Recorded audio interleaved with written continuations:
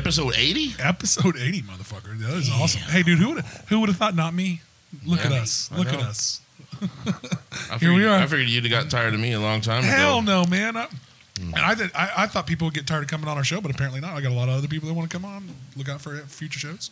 Crazy. Ammar Osman on here today. We'll get to all him and everything here in a second, but we got... we're pushing hard for 600 subs on YouTube, and we're close. I think we're at like 560 or some shit. Yep. So we need like 40 more. Come on, we're trying to do that by the first of the year, and then the ultimate goal is to 1,000 because YouTube starts taking you kind of serious when you get to 1,000.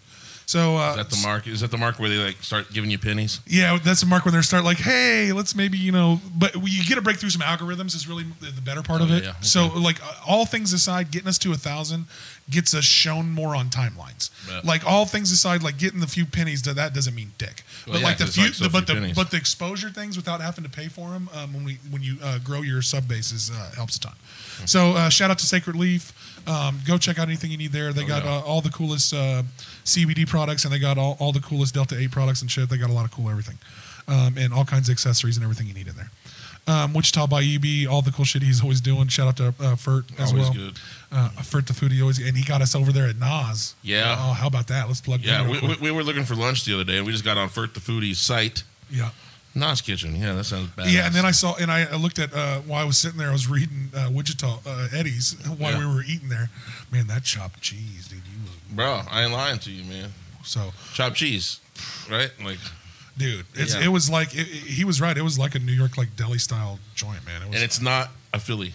Yeah, it was legit. Fucking things. You know, I haven't had one yet, but yeah, I have a friend who like swears. And we have what we have with it, falafels with it. Yeah, we went with the falafel over the fries. Yeah, for like $1 extra. Yeah, legit. That's the way to go. And they had like 5 different sauces that were all killer. And I think we got out of there with falafel and fries for like $15. Yeah, I think you're right. With a really good with falafel and a sandwich, and it was killer. And a drink too. So check out Nas Kitchen. I'm actually going to have Chef Nas on. I think I'm talking with him. Oh yeah. So like, let's try to. I'm shooting for that. Also, I wanted to tell you. I'm not going to break it out too much, but I'm working with maybe getting with a certain place that has lots of bourbon, and maybe going to one of their bourbon dinner thing infused. So to be teaser. You mean you get to eat bourbon like it's a bourbon dinner? No, well, like no, we eat it. Well, they match the. They match it, so you get like 5 flights of like this much whiskey per course. Oh shoots, I know what you're talking about. So I'm working on a little something. Aaron and Austin show Keep live. Working. Aaron and Austin show live on location. A little something. Let's go. So let's see how that goes. And we are, since we're at 80 right now, I want to kind of put this out in the ether. We are 20 episodes away from 100, and I want to do something fucking special for the 100th show. We got to do something fucking killer.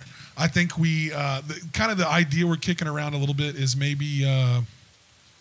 Like live party podcast open jam with all the that could be messy with like all of our ex guests available. That could be messy. Man. That could be like 4 hours in. Where I love you, man. Oh yeah, it would be. It would be something crazy. But I mean, that's still all up in the works. We got 20 weeks to figure that out. But only 20 weeks. Yeah, that 20 weeks away, guys. Yeah, well, I mean, just like a grant proposal, it comes on you like a freight train. That's right. So I got a lot of cool things open. So, and if any band wants to, or any promoter wants to promote a show, remember I got a couple other promotions coming up that are gonna, like again, the people have hit me up here recently. It's only $5 an episode. $20 a month to promote your event, and we'll post that on the webpage. And when the event comes up, we'll pin it to the top during the whole time as it leads up and all that stuff. So, bands and event coordinators and all that stuff hit me up. So, and I had pop up. I had Jay Ellis might be a sponsor here soon. So look out for that. And we got a few sponsors that'll be coming back around in a few months. So we know how that goes. So, but look out for an announcement. We're going to try to do something cool for all of the Aaron and Austin show listeners and former guests for our 100th show. So let's roll that credits and then let's get into this episode, motherfuckers.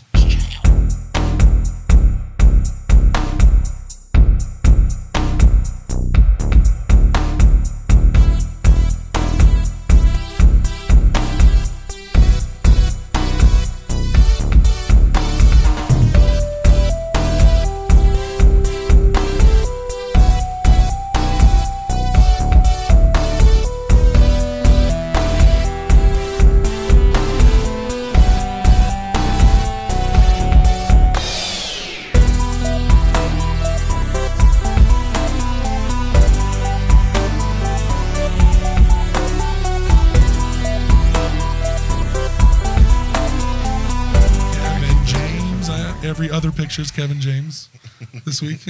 Well, we could do that. We just keep rolling out that Except we joke and won't. just running over Let's that. release the Aaron and Austin show Kevin James calendar. Yeah, and then like we like slowly etch him into the side. Here's Kevin James on the hood of the car. Yeah, oh, and if anybody, we were thinking about doing merch, but like shirts are always kind of weird.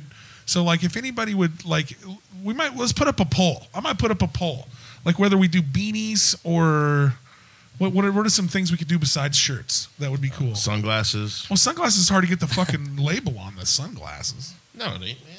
This fucking our big ass fat heads. Bro, you're wearing like this. This wouldn't fit on a pair of sunglasses. No, the glasses you steal from me all the time. Like I don't know what you're talking about. That's a printed label.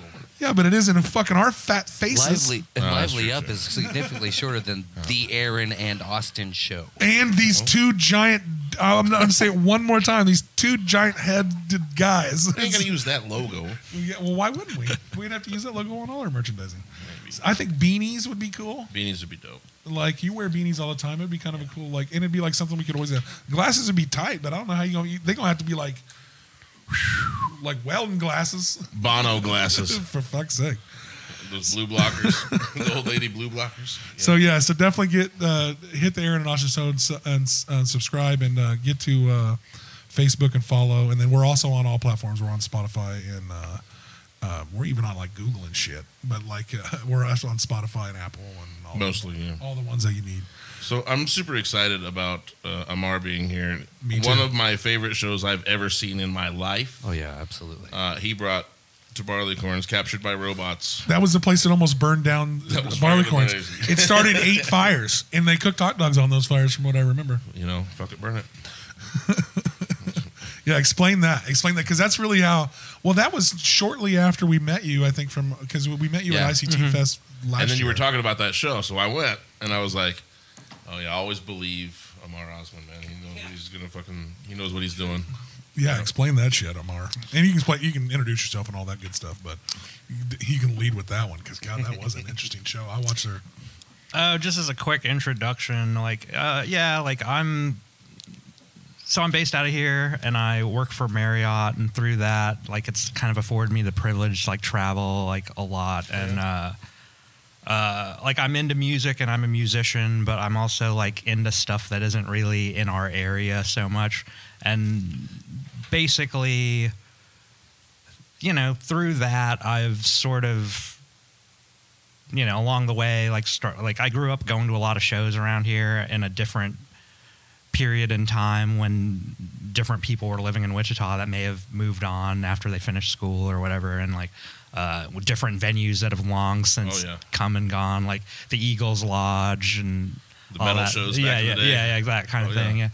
And I grew up going to a lot of those events, and one day they sort of dried up, and it was kind of like, well, I can't really complain that no one else is bringing these here. It's like I want to see them, and I knew it because the way they affected me, these were things where it's some band that was short-lived but had massive sound, massive stage presence. There was a lot of metalcore going on back then, but also stuff that's hard to describe. I don't know how to explain it, but just art, punk, post-hardcore stuff. Were you playing in bands at that time too? Oh, I was always trying to start. I was in a very high schoolish kind of band, and we had somewhat of a following, and we had a dumb name. And what was it? Come on, give it to us. We were called Glass Half Empty. Very angsty. But still the 3-word. Yeah. The 3-word metal band thing. I love. It was actually just I love hearing. I love hearing old band names. I love old bands. So what do you play? What's yours? Lately I play bass way more, and I feel here we go. I started that Brotherhood right after the pandemic. I feel and I felt because I've been playing guitar and on and off, playing guitar since I was 12 when I got one for my birthday. But I don't think I ever really became a really good guitar player or anything. But I just worked within what I knew, and I don't know, but I was always very picky, and found it hard to play with other people when I play guitar and stuff. But with a bass, it's like it's different because it's like in a weird way, like people assume it's like more in the background, but the more I play it, it's like honestly the bass is like That's super important. Yeah, it's like the rhythm is driven by that. It's almost like the shadow government of a band because it's like it's like you're locked in with the drums. You influence the way the guitar is perceived. Like it's like you're almost controlling everything, but everybody else is like in the front getting the attention. But it's like. Yeah, that's kind of how I look at it. But it's like, but the soul of everything is in the bass. It's like the glue between the guitars and the Look drums. at that. Aaron's pants are off. Yeah. Nobody even noticed. Because that was a nice tribute to the bass and really elegantly put too, for sure. That's how it is. I could see you smiling a mile wide over here.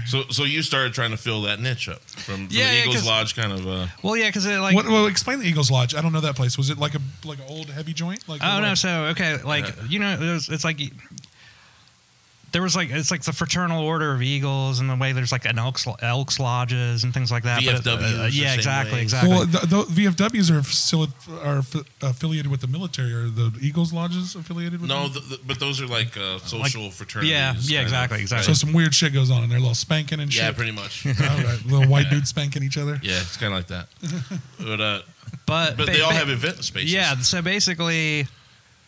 They would rent out their event space, and kids would basically just like put punk shows and stuff on, and there are metalcore shows or indie rock shows or whatever. Okay, cool. And this was a trend like all over the place. Oh yeah. So it wasn't just at one of these lodges, because I know most of these places have multiple places. I remember doing a ska punk show at like a VFW in Edmond, Oklahoma. You know what I mean? Like, yeah, well, it was all over the place. Because basically to raise money for themselves, they'll let you rent it out, and then as long as you're polite and don't clean trash up, the place. you clean up. I mean, they've had bad promoters and stuff over the years that would like there'd be like a fee you had to pay, and I think at the time it might have been like $150 or something like that, or no, maybe it was less than that, but there was like a deposit too. Yeah. And if you're a high school age kid, it was kind of like hard to get that money together. Yeah, but like to someone who's like a bit older, maybe a little bit easier, as long as you had the startup capital, to like just do it. But basically, then so you'd rent the space out, you'd have to get a PA because they didn't have a house PA, right. And then could you sell tickets to these shows? Oh yeah, and then you had to, and then the band would ask for whatever they asked for, like. As an example, and this would have been like 2011, I booked a band called Coliseum, which was from like Louisville, Kentucky, and a great band. They haven't been around since like maybe 2015, but they were around like a good 10 years from like maybe like a little over that, but like from like 2003 to maybe like 2015 or something like that. But I booked them in there, and I remember they wanted like $300 or whatever. That's what I negotiated. Or whatever. But then it just became like a thing. Like you make a $10 charge at the door, and everybody comes in, I think it was $5 back then because I don't think you could ask for 10 back then. But like without people like making us think about it. Yeah, it was like the 90s. So shit, you can barely ask for 10 now without people making a fucking ass about it. No, this would have only been in like 2011. So really only just okay. But for me, it was the 90s. The Eagles Lodge had been going a really long time back then, man. Oh yeah. I remember being in high school and going to Eagles Lodge shows. But all of that to say, basically, like at a certain point, the kinds of shows I wanted to see weren't coming. They dried up. They dried up, and it was like that audience moved on or had other responsibilities or just lost interest or whatever. And at a certain point, it's like you can't like look around and be like, oh, why aren't people booking this and stuff? It's like I just one day probably sheepishly like tried to book a band and like it worked out, and I took it probably dead seriously, like, ooh, I can't have this fuck up because they'll never come back again, and like I'll make it embarrass myself because I didn't like promote it well enough and stuff. But that's not a bad attitude to have. No, exactly. But the funny thing is I got to be really good at it. I went from like feeling like I had like no clout, just being like shy kid in the background, like at these things and stuff, to like, oh no, I like everyone else is thinking about it, like, oh, I want to start a band, I want to be on that stage in like whatever way and stuff. But it almost like for me, since I was like so picky about what I liked and stuff, like it was almost like, well, that's kind of not the path that's like popping off for me here, but I could be the guy to bring the stuff, and I'm planting the seeds for like what other people see when they go out. Yeah. And then I mean, honestly, like even now I probably at most do a couple things a year, but I try to optimize for like high quality stuff, because I also feel like it's gotten to a point now, like, I mean, I've done a lot of things over the years, and none of them were like super big things, but there are things that were like passing through the area in a way to where like this band may never come here again. Like even if the show is done well, it's like They're either from another part of the country where they're not going to come this way too often, or even if you do well pushing the show, it's like merch sales and stuff to them is like how the whole thing operates. Well, and there's no fucking guarantee their band's going to exist more than another fucking couple of months anyway. Bands are so fickle. Oh, that's another part of it too. But I mean, shit. I mean, that's the part you don't think of most. I mean, these fucking bands disappear and come back in different ways. All kinds of stuff. So I try to book like 90 days out, so I have a That's a good ramp on a big show. You know, you want like a full 90 days if you're ramping a big show. And there's been times, man, you book the show and they're broke up 90 days in. Yeah. Like they cancel them last minute on you. How do you go about promotion now when you get a show? What's your kind of your attack mode for promoting your shows now? Oh, so back then it probably would have been like flyers. Yeah, well, I still do flyers. I think a lot of people don't, but I feel like for one, give him a sticker. There's a couple of purples there. I feel like give him a couple of those. I don't know. I don't think it's as strong of a thing in other genres, but in the punk and metal tradition, like it was always about visuals. It's like that. It still is, even with the flyer, the digital flyer too. It really those genres really like throw the fucking digital. Oh yeah, it's like whether you think of it that way or not, it's all tactile. It's like branding and stuff, you know. It's like you don't, and I don't mean that in like a corporate-y kind of way, but it's like everything's a brand, like we were talking about before the show started. Yeah, like you were exactly. saying, like you were saying, like you represent your brand everywhere you go, just like what you were saying. Well, it's like there's a lot of bands that are good bands, whatever they're doing, but they don't have a brand, and that is the difference between it being or a business sense. Yeah. Well, it's like even a common sense to know that you, even when you're not doing business, that you're still representing your band and don't be too much of an ass. There's a lot, man. Yeah. But then another layer of it, that banner behind you, that is a brand. It's like it's like a logo. It's like it represents us. I mean, it says our fucking name and has our fucking dumb looking faces on it even. But but the point is, it's like there's a level of seriousness to like just me like looking at your show just from you having that. It's like that, and other people are perceiving it that way, whether you realize it or not, too. Or even if it's not a conscious thing, it's just like, oh, they're serious. It's not like they're just sitting around and like trying to do a thing. It's we're like 80 episodes in. We're not really gonna like just stop. Yeah, and me and Aaron are move forwarders. Like we're always looking for the next thing we can do. Usually say yes. Yeah. Or let's try it. Or let's try it. Yeah, but like we're moving forward all the time. That's kind of our thing. But a lot of where my mindset from it comes is like when you're like, I don't know, like 12, 14, 15, you pick up a record for the first time. It's like you're probably looking for one that's like the cover is what the first thing that spoke to you. Of course. It still does on Apple Music to me, man. Yeah, exactly. It still works on me, man. Cool cover art, man. Yeah, work on your cover art, baby. It still works today. I love it. But back in the day, man, the album that had the big surface, like you and like he's saying, like holding that bad boy used to feel pretty awesome. Yeah. I'm not gonna lie. And then you'd open it up, and maybe there'd be some fucking like 6-panel and that's fold out. And that's why I think I think that's why it came. I think that's why it came back too. And cheers to albums. Like it's like I have a whole crate full of CDs. I need to start buying, I guess, vinyl because it's coming back. But fuck, I don't have a vinyl player. But yeah, anyway, like you said, flyers and your logo and shit. When you were how you started promoting. So basically, I feel like I got better and better at it as like my ability to like make a visually compelling design kind of popped off, and like I don't know, like I said, like I'll probably only do like a couple of things a year, but like I think from about like I want to say like 2018 onward, and then the pandemic interrupted it a lot, and now I'm just kind of at a place in life where it kind of comes to me sometimes at random without me like seeking it out so much. That's when it's more fun a little bit. Yeah. But it's also just a lot of when you route a band through Wichita, it's going to be more about their convenience than like you inviting them. It's going to be more like we didn't have a date between Denver and like St. Louis, and it's like you could just get in their email at the right time and be like, "Oh, hey, I'll book you," like that. Is there like a wire to follow? Like, how do you find out that information? As well, like, I mean, if you don't have to tell everybody.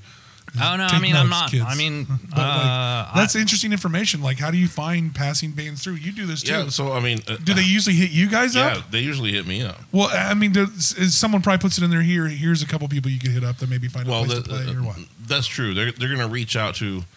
All right. So typically, like if I'm looking to play Denver, all right, I'm going to look up Denver live music. You know, I like Google search that shit, and what's going to pop up is the big dogs. Like you're going to see you know, all like the bigger theaters and stuff, and like the bigger, better clubs to see music at. You're gonna call them, and they're gonna tell you where, like, all right, you haven't played Denver before, so you should go here. Mm-hmm. These are the guys that are gonna give you $150 and a meal to play. Gotcha. So you should call there. So you kind of so is that something? Is that the time you like give them your EPK and like here's what I got? Yeah. And if it's something they got, well, you don't give them because they don't really care. But when you get to the right people, try to appear professional. I would say. So, but that's how you send can them your EPK. Well, that's how you follow up in a week. I'm asking like, how do I not get sent down to the minor leagues? How do I get to stay there at the big dogs? Well, okay. Then in your EPK, you have a huge social media interaction following in their area. Oh, okay, gotcha. Right. You're proving that you can sell tickets now. Yeah, well, you can't prove that. Well, that's really hard when you don't play there a lot. You know? No I think, kind of going back a bit, but I'm going to go off. Yeah, we'll go 6 ways. Yeah, exactly. No, I'm that way too. But it's all good. But as far as like how I know about bands and stuff, it becomes like this weird thing where like there might be a band you follow, and they might be more the type that would go to like Kansas City or Lawrence if they came to this area, or maybe in some cases would like just go straight to Denver or something like that. But then it becomes like maybe there's bands on that tour that open for them as support acts and stuff that are still like big relative to here, and they're like that are now stuck. They're like semi-pro-ish, like upcoming bands that are like getting on these things, and those types of bands tend to be like easier to get here, but like in terms of like what we have going on, it's going to be like a big deal to people who know about it because they're like going to have like a certain level of professionalism to their like live show and like sound and I don't know, that kind of thing. And I guess like for me, like a lot of it just becomes like this thing like, well, you knew about that band, it led you to this one and to this one, and then it's like there's just like whole scenes of stuff that you start to know about, and then sometimes it's like, oh, I don't even really know who they are, but like they're friends with people I've met that were in bands and are loosely connected to other people, and I don't know, but like it becomes a community almost a little bit. Oh yeah, but it is a big network, and the more underground your music is, the tighter that network is actually. So but then like I think sorry, I didn't mean go. But like I think another layer of it is just in terms of the invitation and getting people to actually come here, like bands to come here. It's like it becomes like social proof because it's like at a certain point, it got to a point it's like, oh, I booked this band before, and if they know that band's name, because it's all kind of in underground music, it's like I could. Yeah. The reason I haven't been naming specific names is because it's like I feel like most people probably won't know what I'm talking about.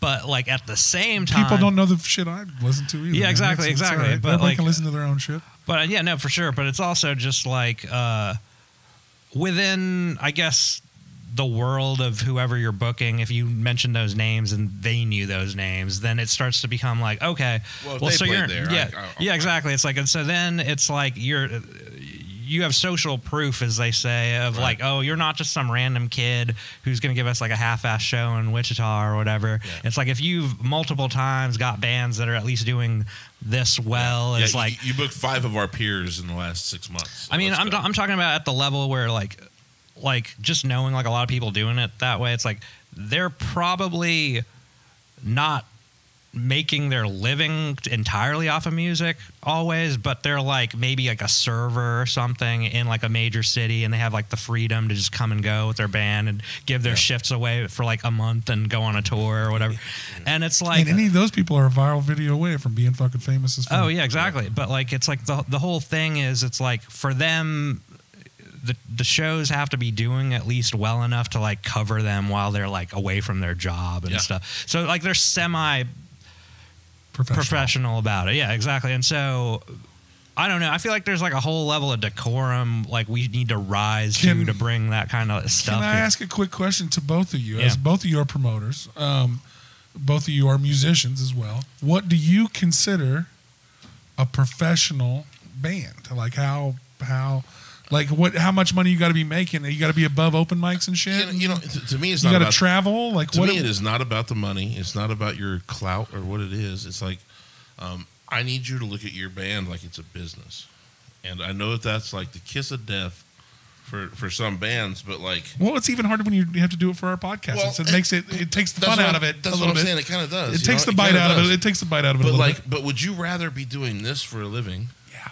or like working for some other motherfucker. Yeah, Like, tell me about it, Brad. making them all the damn money, and we do all the damn work. Tell me about it. You know what I mean? So, I don't Do know. you have to be able to It's support hard. yourself just with your music or just with your passion to be considered professional? Like, where Well, do you draw that line? To me, it really just has to do with presentation. Like, I don't know what their like the behind the scenes of it is, because like there are bands that present very well and they're probably not making like a lot of money off of it. Right. But it's like their art, like going back to the album art thing and like the packaging of their stuff and like And just having a tight knit like group and like and having their shit together. Well, They're putting their it's- best foot forward. Yeah, exactly. It becomes like the whole thing is like they're creating their own reality through whatever it is they're doing. Doesn't They matter what the figured out- genre is. they Doesn't figured matter out what style it is. But like they have figured out how to communicate what they're doing as if I should take it seriously. Yeah. And there's multiple paths to that, and I don't want to like say it has to be one way or another. But it's Everyone like, has their own path. Yeah, I've actually seen like I would say that's a brilliant way of putting that, Ammar. Like really, I have seen a professionalism present itself in many different ways. I mean, I'm in two bands. I present myself different in both bands. You do. You are a different person when you're with That's both. what I'm saying. I mean, not different. You're still Aaron. I mean, Yeah, you're still a my brand, you're still but my like- best friend, but you're not you have to be a little different. All right, It's a so- different thing. So I got to see this play out over the last 2 weeks. Actually, it was kind of interesting. I'm playing the same room at the same bar up in Knuckleheads, Kansas City, With different bands. with different bands. I knew I've been wanting to get into this. There a was little this bit. last Saturday, and then there was a Saturday before that, right? Saturday before that, I was with Orphan John and the Abandoned, and it's a 5-piece band and a front blues band. blues band. Well, we're both blues rock bands, right? Yeah, I would say John's band's a little bluesier. Well, yeah, Maybe. you're probably right. You're probably right. A little bit, maybe. But he is a very like interactive front man. He's telling you the stories, and he's drawing your attention Dancing even. over here. Yeah. You know, and Terry is very much. Shout out to John. Terry's very much not like that. You know what I mean? Like he'll tell a story here and there. But and it's Terry's okay. playing the shit out of the fucking guitar. Shout out to Terry Quiet too. And so I come in and I get to say the like comic relief, Singing like a motherfucker too. You Shout know, out to Terry. I get to like say more shit over the microphone and engage the crowd a little bit more in a fun way. You know? There is a more like. Yeah, I see that. You know what I mean? I see that. For He's sure. going to take like a VH1 storyteller's kind of approach, and I have to kind of like break the ice on once in a while and just be like, yeah, we're still having fun here. Well, I mean, Terry's going to speak through the music. Yeah, that's going to be more his. Well, that's his whole vibe. You know what I mean? Yeah. Like before we came along, And as a me and him band, are he was co-writing. Me and him are co-writing that Christmas album as we speak. Get the fuck out of here. Ain't nobody want to hear that goddamn new Christmas album. Shout out to Terry Quiet. Me and him are writing original, and we're including a lot of bass and backup. You know, Aaron's got a recording studio, right? Some lead bass. Well, we have to record this outside because he hates Christmas music. So, like, making him record Christmas music. You want to come in and help on this Christmas album? I think I'll pass. But Our studio is It could unavailable use some for Christmas deathcore. music, It could actually. use some deathcore or some giant robots. Or, you never know. You never fucking know. Oh no, dude! I can't get over that show. So- The Captured by Robots show. Yeah, was dope. we haven't even got there yet. We haven't really got to cover it yet. So, considered professional is basically how you present yourself and work for it. And I think maybe a step further is hope and the dream that we all are hoping for, that it supports us. I'm gonna say that professionalism lives in the identification of this is what I do, this is how I choose to put it out into the world. oh yeah, and like for like example, right? Like just these are just extremely different things and stuff. But it'll be like for some bands, it'll be like something like Guar or something that's just like, or even like Captured by Robots, where it's like so over the top and it's like theatrics and stuff like that. And you can tell they put a lot of time in it. Oh yeah, Oh, man. but it's like at that point, it's like it's like a full on. It's performance art. It's basically like when they play, it's like screw your reality. This is our reality. They take the whole room. It's like whatever you were doing this week, whatever like was on your mind, like we're killing all of that right now in this 30-minute space that we get when we're on, like that. And it's like I look for that in things, like I guess it's like and for another band it wouldn't, they'd play a completely different kind of music and it wouldn't be that, and it'd be more about like just the atmosphere and the energy level they create and stuff. But it's like I think like the ones that cross the threshold between just being like a good band and like and one that like probably takes off, a lot of times it's like it goes like a step beyond them just playing songs really well. It's like there's something to the stage show of it in some way, or like I don't know, like or even a huge spectrum. Oh yeah, exactly. And there's a bit of luck involved too as well. And I have seen bands where it's like there's nothing to it other than they just play really well, and that's all it needs. But you know, at a certain point, it's like getting good equipment and stuff like that. It makes a huge difference, and even how it sounds, and probably the confidence of the people doing it. A lot of times, like looks even, yeah. Well, like you said, visuals are very important. You know. Oh yeah, and like I remember. I appreciate when shit looks good. I remember thinking like Kiss. Okay. Oh yeah. I remember thinking this guy's music isn't very fucking good. You know what I mean? Like I'm not a huge Kiss fan. As far as their music. Unpopular opinion, the Aaron Austin Show does not support any Kiss. Well, no, I'm just saying, it might be an unpopular opinion, but like their music wasn't the star of the show. Well, no, it's like exactly what I'm talking about. Yeah, I'm saying that what they did was they came out with fucking a huge marketing campaign that had like action figures and lunch boxes and like comic books and everything. They look fucking cool. And they created their own reality. Is what I'm saying. Kind of the same thing like you're talking about. Yeah. Same thing you're kind of looking for on a more regional basis. I'm picking up what you're putting down now. I get what you're after. You're after that like sense of show, sense of like. So what was the? Let me help you escape. What was your first show that you put on? Like you're not like your first like, but like when you really, this is my first show. Like I can do this shit. What was your first? Who was your first people? Okay. Do you remember who it was? Yeah, there's a band from somewhere in California, and they were called Pipe Down, and they were on Anti-Flag's record label, if you know that band, like the punk band. But funny enough, like, and we're not gonna get into all this, but like, the singer from Anti-Flag got canceled recently for something he was doing. What do you do? It was like, you know, sexual allegations and stuff like that. That never goes well. Yeah. No. And it's like not to. So don't be creep. It never works out. You don't recover from that. Yeah, you don't be a creep. Try your best. But all that to say, like.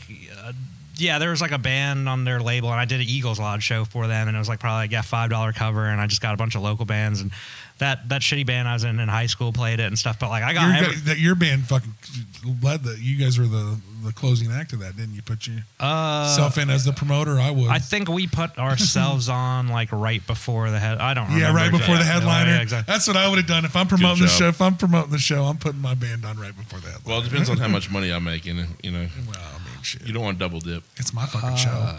I think honestly though, like a lot of times around here, you do like the local sandwich, as they say, where you put. It's like what is the sandwich? Explain it to us. The bigger drawing headliner. You should put be local. well, no, it's like okay. So the last band, if it's like a touring band that's not known well enough, like for Captured by Robots, I put them at the end because there's no topping that. Like nobody can follow that. Like, and it's probably going to take 9 years to remove all the robots from the stage. Oh yeah. No, dude. Actually, me and John helped him, and it was fast. Really? Yeah, really. Yeah. Well, how did you avoid all the fires? Well, I'm fireproof. My dad's a retired fireman. Okay, so I have training. No. You invited that. I retract all statement. But let's actually get into Captured by Robots. We've teased it a couple of times. Oh. He was promoting that show moving into the first time when we set him down for ICT Fest last year. So, Captured by Robots, how the hell did you get involved with this? It's a one-man show, isn't it? It's only one guy, right? It's one guy, and take it from here. Okay. Well, the robots control him. Yeah, they're involved. So yeah, it's AI these days. It's like so the best way I could put it is it's like a one-man band. He built a robot to play drums, and he built a robot to play bass and guitar at the same time, and they're not like just robots and a track is playing, like they play the songs. It's like, and so they're holding instruments. Yes. Oh yeah, and they're holding real guitars and real basses. Their guitars and basses he built because they're meant to be hit by robot hands, but still, you get what I'm saying, right? Maybe it's I'll like, throw some pictures up here. Okay, right here. Here's pictures of this right now. Yeah. Here's, do it while we're talking. That's right. Yeah, you can do that. I still like doing that because he has to find that. We have to find that fucking spot. Yeah. So it makes. No, I make notes. All right, well, fuck off. Well, he edits you the fuck out of this shit. Yeah, shit. So the story with that was, or how I got them or him to come here was, right now. He, sorry. I knew I had to burp. Sorry. He basically, he played a show in New York when I was on a trip at the end of 2019, And so I saw that, and shortly afterward, You caught a random show in New York. With no, this guy there? I mean I've known who he was for years. From How like, did you word of- originally find out about this robot building? mechanical- A friend of mine, he's like in grindcore and was like in a local band here. He told me about it like years ago, and this is a pretty this is a pretty big mechanism. Like this is No, it's 3 big mechanisms. It's like there's a lot going on. And is he controlling them? I'm not sure how it works. He's an engineer, and he programs them to play the songs. So they're playing They're playing the songs that he wrote. Okay, so Yeah. they're playing so that he made a bassist. Yeah, and Built guitarist. one. well, in like one. the bassist and guitarist is in one as like one unit, and that's the whole thing. It's That's like crazy. because it'd already be like one thing to have like a robot play guitar and a robot play bass, but I think to really just drive home the like, oh, this is a robot and it can do more than you can do. We're He better had- than you humans. Yeah, exactly. Yeah. He had to do it that way, which is Yeah. I think some of the. So does he sings? Yeah, and he comes out, man, Yeah. in like See, tattered robots still rags. can't fucking sing though. Oh yeah, it's he like comes out in tattered rags and like chains. These robots captured him, it's like the whole. and they're making him. So it's a theatrical thing of captured by robots to perform for them That's because it. they can't sing. They need him to sing. Maybe that's an angle. Like Maybe that I is. always thought Well, of it. I'll sort of write for as- this guy. Does he need me to write for this? I'll make a comic book out of this. He can't sing. You do too much. You do too much. I always kind of looked at it as like a cross between like when you see 2029 and like Terminator Yeah. 1 and 2 In the or middle whatever. there. Yeah, but those motherfuckers ain't singing a note. But also if you combine that with like maybe something quirkier like Mystery Science Theater 3000 Dope. where Yeah. like the whole shtick of that show was like the aliens had the human hostage and they made him like watch shitty horror movies and sci-fi movies from back in the day for eternity, and then they just like riffed on it the whole time. So it's like that's kind of the vibe I got from it, and maybe like Guar or something like that. But like that's a pretty good explanation, I think, of what they were doing. So, But yeah. so what's shout out to what's that? Do you guys know the actual guy? Like, what's his actual name? Oh, his name is Jay. I think Jay Vance. So check out if you get a chance. Oh yeah, 'cause I don't- he was like J-Bot or something. Oh no, Yeah, yeah, check he goes it, by Jay Bot. So check out Bot. Captured by Robots if you get a chance to check that out. It's a pretty fucking theatrical like piece. That And the dude was actually super cool. He was irritated because we popped some breakers. yeah, the That fires. night. You guys started literal fires. There were not fires. Dude, I saw 8 fires. No, There's 2 you- trucks you- there. Yeah, you. Well, the don't- thing is, I'm just speculating wildly because I wasn't there. Yeah. See, there you go. Like, but yeah, Why you believe in this shit? yeah, he was killer, man. A super good guy, and Well, we helped him load out. Well, Made it happen good. That guy does a lot, man. He's Well, a one-man show. And that a does and a shout out to incredible. Ammar for doing. He looks for cool shows, and I want to give him a segue into one thing that I want to give him credit for is he tried to go against the grain. He recently just did a paid show at Kirby's, like not too long ago. Didn't you do there that? you go. Wasn't that like, like yeah. 3 months ago or something like It was that? Like I remember it. 'Cause- early May. Yeah, early May, and I was like, good. Like sometimes we can have somebody in here that's worth paying $10 to go to Kirby's to see. Well, there's I actually would really appreciate that. I would like. So you know what I'm saying? That's what I'm saying. Ammar was trying to break down a little bit of Yeah, fucking that's cool. barriers here at Kirby's. That's And like, awesome. let's do a $10 I like that. fucking show here. So how'd that go? so I've that's the been, thing. I've been waiting to bring that one. Oh up. yeah. No, so that's the thing, and like I don't want to like. I'm gonna start fires with this, but I'm here to say contentious stuff. Like a friend of mine. come on. Yeah, I know. I'm throwing you a softball here. I have an Okay. opinion. Yeah, I have an opinion. Yeah, we have an opinion, and So, fire away. I don't know, like to people who know me, and I've like ruffled a lot of feathers with this. Like I have a reputation for like being very like particular and like elitist, as they say about stuff or whatever. But to me, I think like. I don't know. Like a lot of times, it's like Kirby's is a good space because I think that room is very small and it's like you can pack it out very easily and it'll be a very memorable. All depending show. on the There is weather, magic too. in that room. Yeah, exactly. There's magic there. Well, yeah, and it It's- looks good on camera when you only have like 20 people there. Is what you're trying to say? Oh yeah, exactly. And But- there's 2 but- stages in this tiny ass fucking like Well, there's it's a little bodega cool, kind of vibe. It's a little cooler place. Don't be using bodega just because we ate it. No, I'm just saying that it is that. It's like this hole in the wall in a strip mall, and I mean, yeah, you're right. it is that vibe. It's a Straight up. shoebox diorama, is what it feels like to me. Yeah, but yeah, like the whole thing is got a it's like vibe, it's though. got like a lot of history and like I don't know how much you know, but like oh yeah, there's like bands from like the 90s that were like big national bands that played shows in there at one point or another.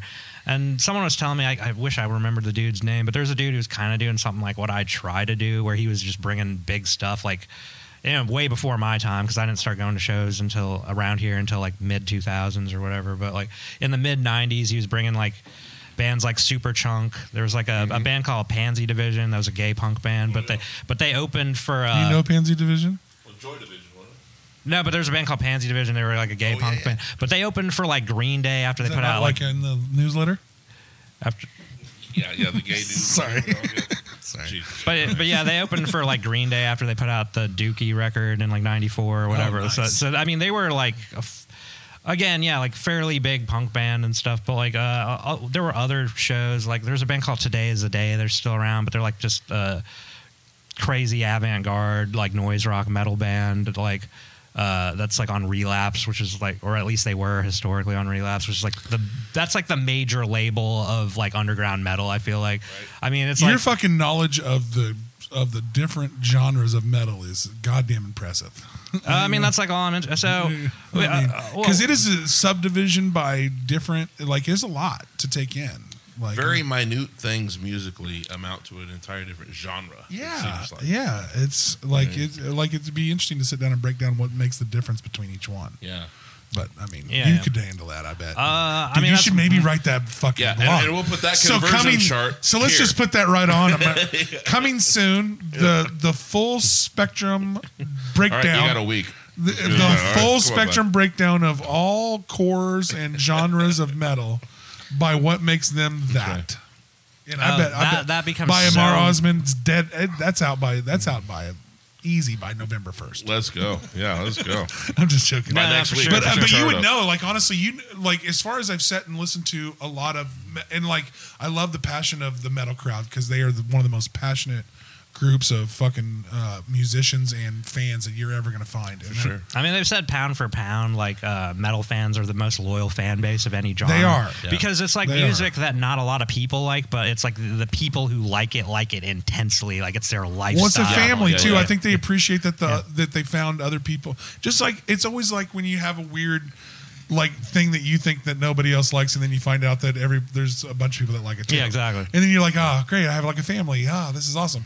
And I'll tell you, and I will say, not alone. And I will say, they are the best pre-sailing market in Wichita by a mile. Metal, yeah. Oh, that makes sense. As far like hard rock and metal and country music pre-sell better than all shows. I don't say that. I'm not going to say they're the most attended shows because I haven't done the legwork. But pre-sale. Like pre-sale, as far as like supporting their brands from all the way down from like just above the open mic to like some of the shows that you promote, some of the shows they do at Kirby, some of the shows that they do at higher levels. Like the metal fans show out, man, and I'll give much respect to them. They always show out. They buy fucking merch. They support their fucking genre to an alarming extent. Yeah. Oh, for sure. I wish there were more venues locally that took that. Well, I mean, that accepted some metal bands. Right? I mean, I feel like what's not. I mean, there is some of that. Well, there's metal and there's hip hop that venues kind of shy away from. Well, I'm not going to go too crazy, but I can tell you we could put on 500 fucking metal shows here and nobody would say shit. Okay, I'm not going to say anything further. You know, where are you going to put them?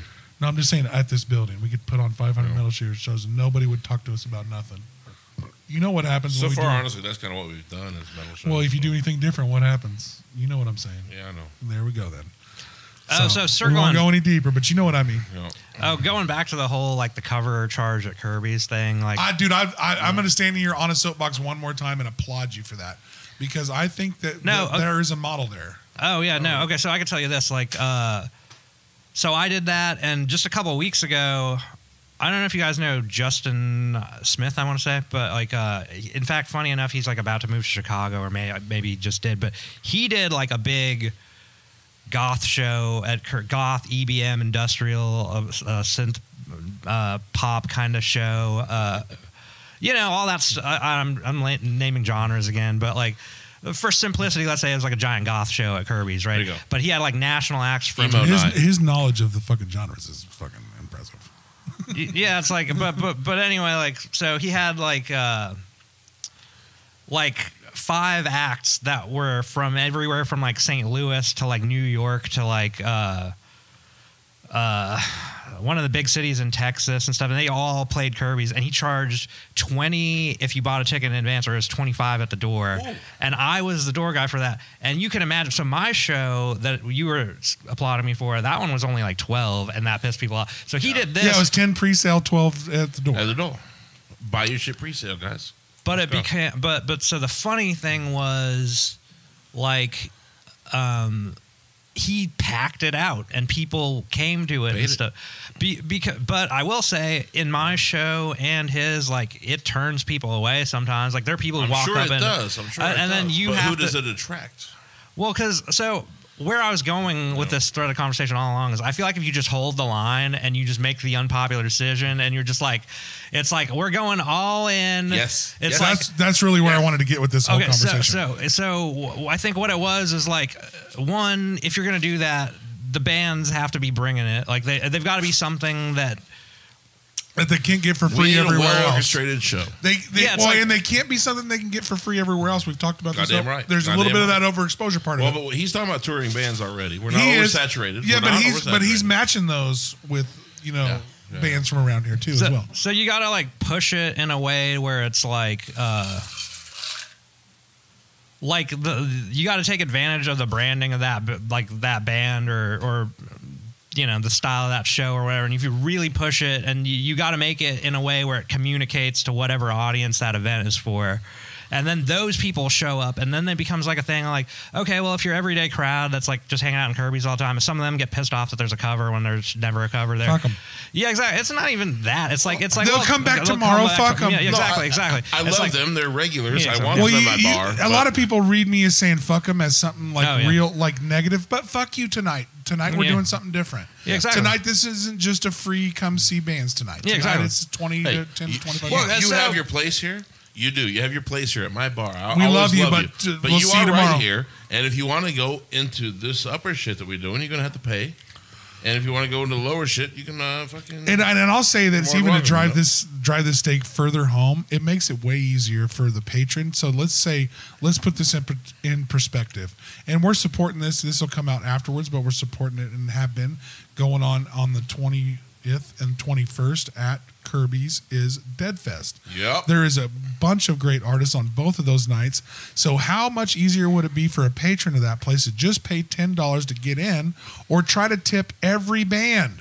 Now I got to tip every band, and now I got to film it. Now I got Johnny mad at me because maybe I tipped Waze Oblique $1 more than I tipped them, and now I got. What if I got $10 and you just took $1 for every band? Yeah, now I got to just tip $1. Now it would be so much easier, like on these festivals. And I'm parlaying into this because I know this is what you want to do. So like on these festivals that we're trying to do at Kirby's, when there's more than one band, and I know you're getting most of them to pay for free, and I know Brian St. Peterson worked his ass off on this, and shout out to him, and shout out to James Barlow for putting up with a lot of shit on those episodes. But like again, I'll circle back when we do these festivals and we put these things together at Kirby's or at places where sometimes people are used to seeing shit for free. Hold the line. I love what you said. Hold the line. Come back tomorrow. Sorry if this is normally your watering hole where you get to see cool music, which is a great place. There's other places you can go for free. But tonight we're having something that's worth $10. And I would encourage you to pay the $10. Yeah, dude. If you're a regular there, and I will say this, and I will say, and I want to lead you into this. I'm going to lead you into this. And I always told, and I looked Aaron dead in the face about 3 months ago. And I said, Aaron, if I ever try to put together a festival, kick me square in the balls. And Ammar sat down to me today. And he's like, I got this festival I want to go, and I always dreamers. I'm dreamer too. Like I'll help you promote your festival, but God, it seems like a fucking hassle. It's a nightmare. And so Ammar's dream is really trying to do tell me. This is what we're really wanting to get into. So I'm going to throw you another softball. Tell us all about what you really want to put together. The big one. Well, I'm going to finish up with a point from the last thing that'll lead into this. Yeah, you got those. Yeah. So I think the problem with the free shows or like we're conditioning Wichita to like not value live music on the scale that a city our size otherwise would. Which is to say, like, you don't get to negotiate like the price of a ticket for a touring band with a manager, because like there's other heads. As a patron, you don't get to negotiate shit. It's either you want to come in for this, you know what I mean? You're right. You're right. Well, no, but like, I think the problem with like the current model with Kirby's and stuff is it's very just like on the patron to decide if they're going to tip or throw in or not and stuff. And it's like you can do that for local bands. But it makes it hard when you have a 20 band show over 2 days. Like, what I got to bring $200 in tips now? Well, look, man, Kirby's is popular. A lot of touring bands try to cut their Wichita teeth at Kirby's. Yeah, because they let you play there for free. And then they get a 12-pack of Pabst Blue Ribbon and tips. You know? Oh, sure, yeah. And that's just you get free booze. You get free booze there when you play, right? No, you get a 12-pack of Pabst Blue Ribbon, man. But yeah, like kind of what I was getting at, I guess, is just that like used to be. I'm understanding they're under new owners, so. Oh yeah, just Can like I play I'm pinball not next going to say all. Can I play pinball next door like for free? I know it. You know. It's just the idea that Do I get a gyro from the fucking place down the street? Sorry. Oh yeah, no, I was basically just saying like if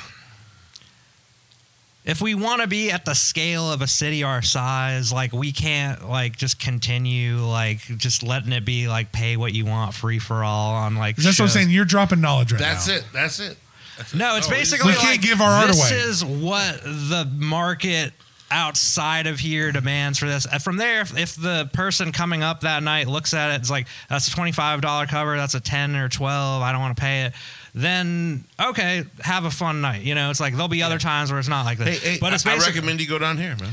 But it becomes like I've found from my show and that one Justin did, that big goth show, and like when you hold the line, people respect it. It's like, oh, that's what it costs, then that'll be worth that. And if they decide, if they this go, is where I want to be. I'll pay it. If they go, especially if it's $10 fucking dollars, that's $10. That's one drink.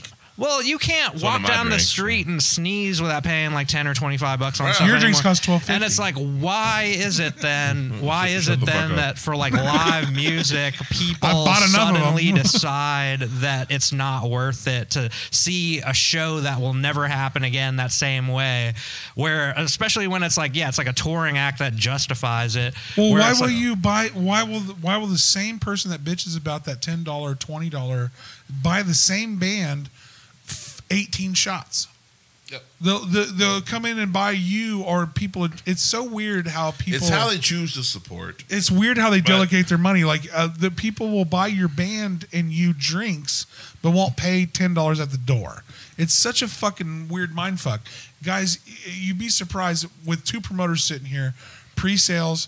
And like, if you would just pay the door cover so we can pay the fucking acts what they fucking deserve. Wichita's a really weird like, place. you know what I mean? Like, let's just make this real easy, guys. I'll cut through the bullshit because you guys don't want to say it. Pay the fucking acts what they fucking deserve. Pay your $10 at the fucking door. Quit trying to act like you know somebody or whoever comes into that place. I'm telling you, in bigger cities, there ain't even a band there, and you paying $10. Yeah, no shit. Exactly. You're paying $10. You're paying $10. You're paying $10 to have the privilege to drink $10 drinks. Yes. Yeah. That's exactly that's right. so well written. Perfect. You paying $10 to pay $10 in this motherfucker. Even if it's like a step lenient from that, it would still be like you're paying $10 for local bands. You're paying $15 for local bands, not touring bands. And like you're talking, they'll hit you 30. Bands. Yeah, they'll hit you 30 if somebody really's coming through for sure. Oh, no, I mean, all that depends on their audience size and like what they've negotiated for themselves or what they can expect in other cities, and all that is something. What I'm saying is we don't decide what that is for an act. You can negotiate it when you're like booking them or whatever, but it's like it is what it is. What I'm saying is like I want to hold Wichita the standard of a city, like if it was Kansas City or something like that. And I feel like you have to almost recondition Wichita. I say we need to fuck Kansas City. They're in Missouri. We should be. We don't push it. We should be the stop in Kansas. We're the largest city in this state, and I think our for one, I feel like our infrastructure is broken here. Like we don't have like public transit. Like we're just like urban sprawl. We don't have. We don't have a value. We don't have like a. We don't have a lot, man. We don't have a valuable agencies. We don't have marketplace shit. We don't have a lot of shit. We also don't have a reason for people to come downtown. So, like I mean, Wichita is huge when you think about it. It like sprawls and out, I will tell you that every couple years it gets a lot better. Well, the thing is, most people don't realize, and let me throw you a little bit of social engineering. It's not easy to build up in Wichita. It's very windy here, so we build out. That is true. So building tall buildings is not easy to build. Like, it's hard to build a downtown here. They'd be windbreakers, wouldn't they? You build a windbreaker, motherfucker. They ain't built a building higher than a hill in this town in a long time. Let's build an Arctic wall.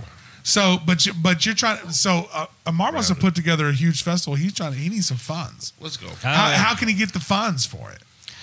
So where are they? Well, you know. Venmo. Let me start by just saying, like, I just want to like make the case for like what I'm like trying to put together and stuff. It's like, like I'm trying to like do something where it's like, hold on. He's got dreams. This is his dream. He's trying to put together a festival. I love this. Kick me in the nuts if you ever say this. Yeah. So, like, kind of as I mentioned, like at the very beginning of the call, I work for Marriott and I travel around a lot and stuff. I'm starting to know people in every direction. I've been booking bands for years. The people who are in bands I've booked have managers that book other bands that maybe the band I booked was a smaller band that you could pull off a show for in Wichita, but there are bigger ones, and I'm connected enough to the person, like Captured by Robots, for instance. Like, the manager for that covers other metal bands. Whether those bands would have an audience here by default big enough for what they can expect to make in other cities or not, that is questionable. So I've been thinking about this a long time, coming back and forth, and I feel like there's just almost been this weird void or separation between like the world I experience when I'm like in the cities and stuff and when I'm like here. And I'm just sort of like, I almost feel like I'm in a unique position to like just cut the hole in the portal and bring it all through. And I feel like the problem is it all requires money, or startup money at least, or whatever, right? So basically, here's my whole take, right? We need $3,000. Oh, I'm not even talking about, dude. I'm saying he's got it figured out. I was gonna say 90 million. Okay, well, I could get into all this, but like, so there are bands that like, so I don't know how much you mess with AI and stuff, but this is crazy if you do, and I've done this. Scares the fuck out of me, bro. Okay, so I've done this, right? Well, I'm a writer. I don't want to be replaced. I think a lot of us stand to potentially be replaced in a lot of things, but this is a whole other side tangent. We're going to come back to this if there is an after this. Let's go. Yeah, okay. Yeah. Okay, but there's no time limit. Yeah, okay. Well, so I'll say Aaron this. pays for all this. I may leave. No, you won't. Come back. No, he won't. No, he won't. There's booze here still. An ashtray. Yeah. So, what I was basically saying was like, okay, so there's, like, for example, there might be a venue in New York, and you know, like, everybody going to that. This is a show that sold out. They had like 4 bands on the bill. This band, X band, was the headliner. Y band was the opener. You know, down the list, right? So what I've done with like ChatGPT, which is like, you know, one of the big AI things, right? Is the biggest, maybe, probably. Yeah. It's the main one. It's the most mainstream one, I would say. But like the biggest one. But what I've done this. I've done this to figure out how much bands are getting paid that like wouldn't tell me if I emailed them without like me being connected enough for some finesse or whatever. But basically, I've been like, ticket price is this, venue size is this, city is New York, it's this band, this band, this band, and this band was the headliner. And I'm basically like, how much do you think band X... You created that? No, it's like, how much do you think they're getting paid a night? And then it tells me, and then I know, like, this is what you need to offer them. But then there's another layer, because it's like, they got that. Then you have to think about like this. That was an offer for them when they played New York. It's because if they live in like Pennsylvania, then it's like a trip to Lawrence for them to play that. But if you want them to come to Wichita, ChatGPT's told me like what the offer needs to be to bring them to Middle America. Well, they'll write your business plan for you. No, literally. Okay, so they'll do all of it. It scares the shit out of me. I don't want this to derail the conversation, but basically, we're all gonna die. No, it's like to use AI. Captured by Robots is maybe the name of this shit. To make it full circle right here. You see, like, well, fuck, this is a little bit of. No. I can see it being bleak, but oh man, I'm gonna lose my point a little bit. But I kind of want to go into this a little bit. But like with AI, it's like if you use like ChatGPT at a basic level, people use it like a Google search, and that's not what you're supposed to do with it. The way you're actually supposed to ask it questions is like supposed to beat it to death with sticks so it doesn't kill us later. what you're supposed to do, right? Okay, so you could go on there, and this is like a very basic example. You could go on there and be like, hey, make me a resume. And it'll do it, and it'll be very basic, and it'll do it, but it won't be that great. If you want to do it at an expert level, you prompt it with a role. You tell the AI that it's like... now you can pay for that one that's even better, though. You tell the AI, you're a career coach with 20 years of experience getting people 6-figure roles in tech, and then you tell it, make me a resume for... that convinces somebody. You can get that specific with it. You can, yes. And so basically, if you can do that, crazy. It would write our grant proposal. But you have to learn to ask it right. That's the thing. Like most people are using this shit on like fucking middle school, fucking like crayon level. Where you've got to like ask do my Columbus report for me. No. But like the way you actually, the way people who are like fucking blowing my mind with the shit are using it is they're just asking it ridiculously detailed questions. What I'm asking it. I can't believe that it understands these ridiculously detailed questions because I've been seeing that same thing that you're seeing. Like you can ask it there's writers right now asking it to write screenplays based on detailed character descriptions between the characters that are like, it's like, that's why all the screenwriters and shit are so scared and all the writers are so scared. You could say like detailed down to, I could show you AI art I've made that makes like, I mean, I didn't, when I say I made it. Yeah, did you make it? Like, it's so weird. Or like, you ask for it. Yeah, apparently, right? Am I a part of it? I curated it's really it weird. in existence, but like, if I don't ask, if I still asked it, I'm still the curator of it. I feel like you're right. Curating. No, because it's like I still had to have an idea that no one else has had before, but did I physically make the lines and the color and like that's a weird line, isn't it? No, I mean, I think it's basically like it's like if someone argued hip hop wasn't music, it's the same thing with that to me. Like, or that would just be an idiot. Well, no, but it's the idea that some people were like, oh, it's sampling other music, so it's not music. But it's like, no, it's like it's just created a new form that your consciousness hasn't fucking risen to understanding yet. Or the technology is moving faster than our ability to handle it.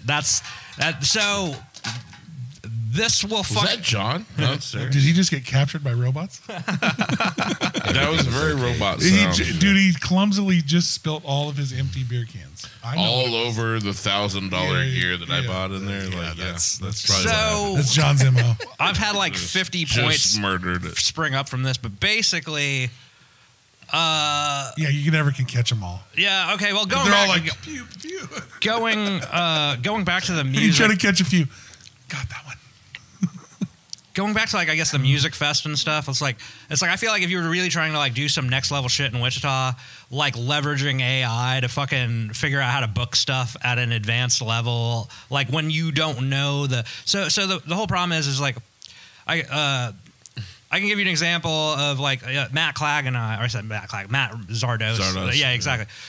He and I, Roger Day Productions, almost look at me coming up with some shit. We almost try to get like a big name band called Piss Jeans that they're on like Sub Pop, which is like that's Nirvana. Is that that's a weird band? That's a word search engine on Pornhub. No, but they Piss Jeans. They're signed to like Sub Pop and stuff, and like I've seen they're based out of like a suburb of Philly or whatever, but like they're a band that I'm sure gets like $5-6 grand a night, like when they're like on the East Coast or whatever. But like I mean they're a big band. East Coast even. So how do you get those bands traveling through here to come play for shit? Well, that's the thing. Here's my whole like thesis statement on that, right? Like if there was one thing to listen to me say in this entire show before we talk about whatever, put it way at the end where no one's listening. Exactly. No, but shout out to everybody that's still here. We love you. No, what I was gonna say is like I lost it a little bit. Your motto for what for getting traveling bands here that are play for a lot. Getting them to come here. No, okay. So I got you there. I'm still there. Okay, cool. I'm still the host of this. I got a little bit in me still. So I think what it comes down to is like you've got to like get post Wichita in your mentality. Meaning like everyone's thinking of like, is there an audience for this music in Wichita? Can we get people in Wichita to come show up at the show? What I am suggesting is what if we said like just fuck only Wichita, like and we made it to where we started concentrating bands in Wichita that would not come to even like Denver or something like that. Right. And then that are like East Coast, West Coast bands or whatever. Or, I mean, maybe not all of them. How do you pull that, though? Oh, I can tell you exactly how you do it. It's like if you build a music festival, it's a music festival. It's not a show. If you start stacking the names of acts, then there is a reason all of a sudden for someone to fly to Wichita, for someone to drive to Wichita. Think about it with the Winfield Bluegrass Festival. People come from all over the world. I've done this all over my time plan. I target festivals because once I target that festival, I get every show in like a 50-mile area. Mm-hmm. You know, I get to go, hey, I played this festival, so you should have me at your show. Well, it's not even just this that. This festival pulled. Well, I'll tell you a little bit.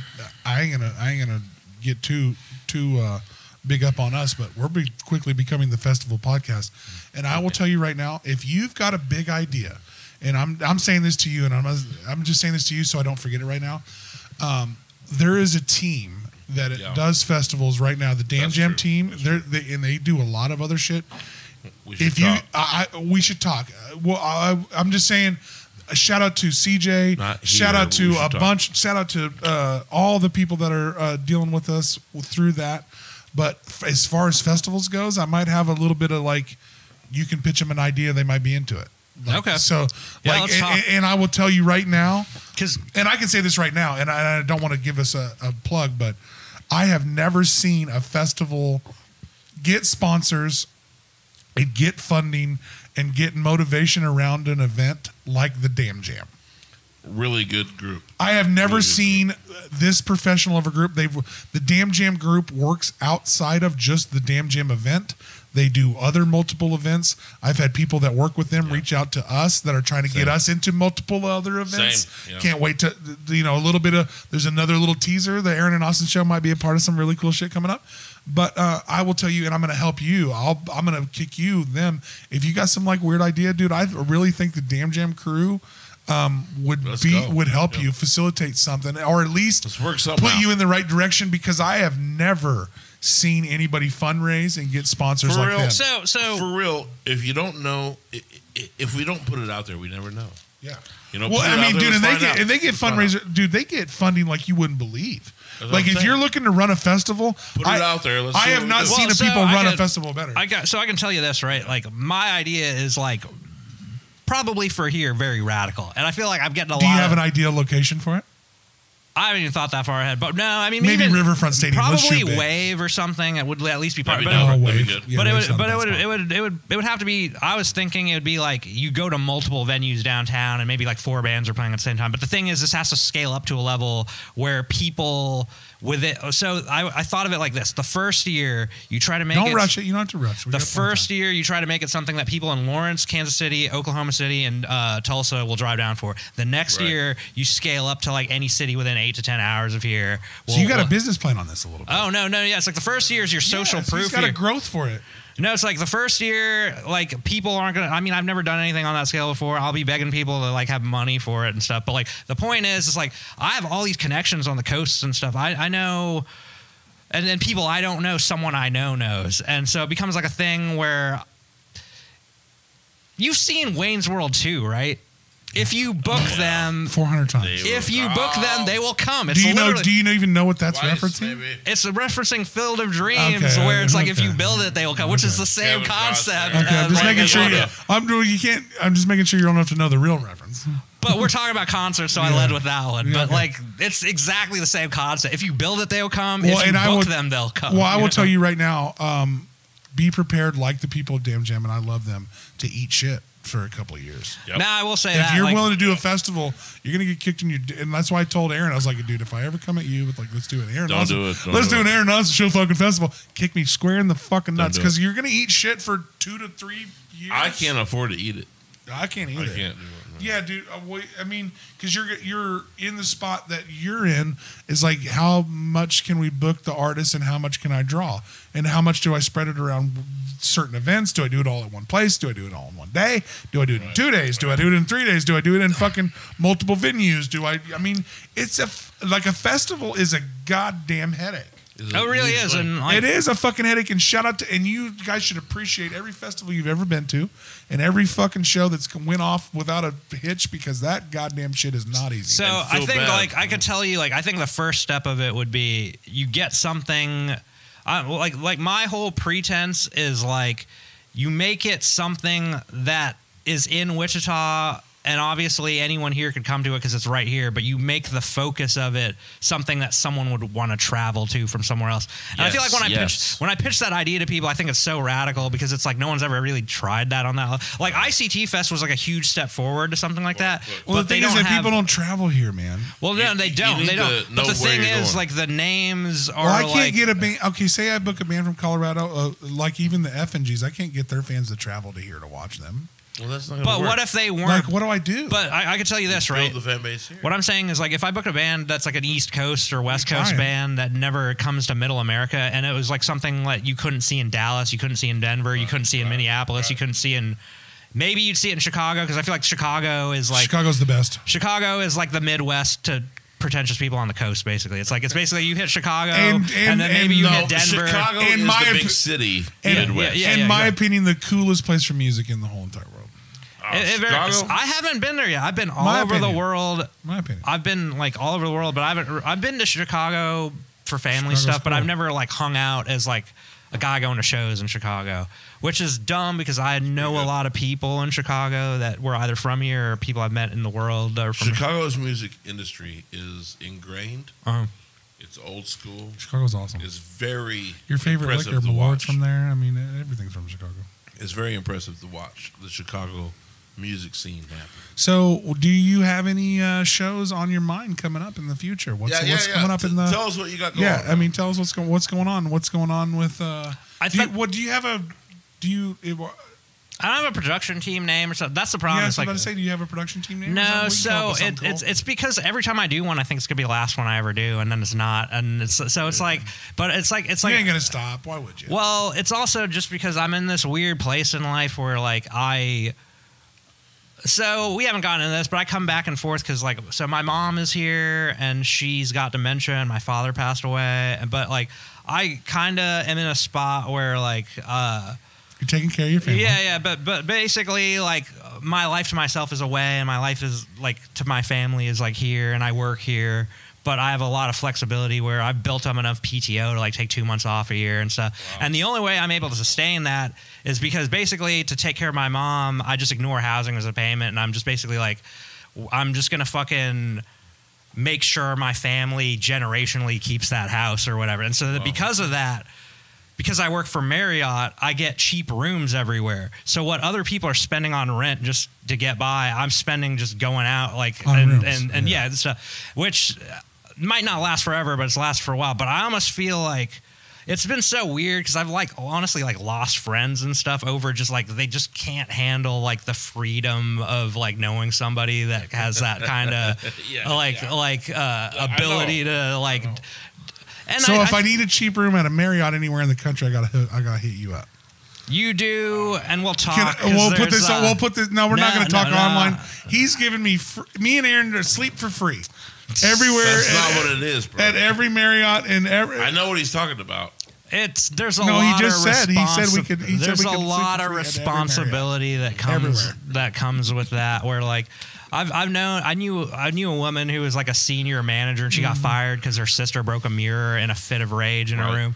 But me and Aaron won't do that. We'll just jizz on the curtains. Exactly. I don't know why that got me, but so to derail my point. Last time you had to clean the curtains. To derail the point even further, somebody was just telling me about all the places they go in with a black light, all the places fucking semen and jizz get in a hotel, and it's you don't want to fucking think about that. This is an extension of Tom Segura's joke. He always said he jizzed on the curtains because they don't clean those. Yeah, last on the list. Jesus Christ. Segura's a very funny comedian. If you All right. So tell me how to find you. Yeah, tell us everything and tell us your new shows. Yeah. Anything you got on the the works people other watching than this us. crazy festival. And I'm gonna tell you right now, like we'll talk off of here. There's a couple of people that will help you like work on that festival dream. I'm not gonna lie to you. There's some avenues. There's some avenues there. Because they take funding, dude. You're talking tens of thousands of dollars to make. Well, fucking so festivals work. here's where it gets really crazy, right? So, for example, right, every April around my birthday, I do this, and I like save up all year to do this and whatever. But like, there's a festival in a town called like Tilburg, Netherlands. It's like a big metal festival called Roadburn. I've been going to that since like 2018, like every year.